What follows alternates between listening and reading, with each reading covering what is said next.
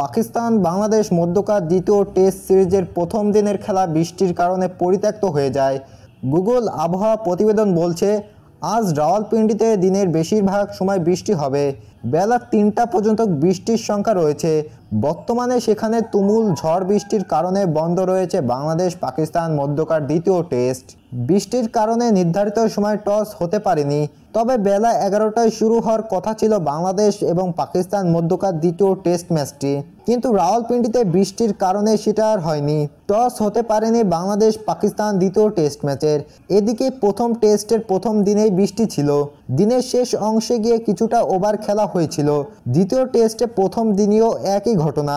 রাওয়ালপিন্ডিতে প্রথম টেস্টে 10 উইকেটে বড় ব্যবধানে জিতে সিরিজের 1-0 ব্যবধানে এগিয়ে যায় বাংলাদেশ। 14তম টেস্ট মোকাবেলায় এসে পাকিস্তানের বিপক্ষে প্রথমবারের মতন টেস্ট জয়ের স্বাদ পেয়েছিল টাইগাররা। তাই এবার দ্বিতীয় টেস্টে প্রথম দিনের খেলা পরিত্যক্ত হয়ে যায়। তো দর্শক, ভিডিওটি ভালো লাগলে লাইক দিয়ে শেয়ার করে দেবেন বন্ধুদের মাঝে। ধন্যবাদ।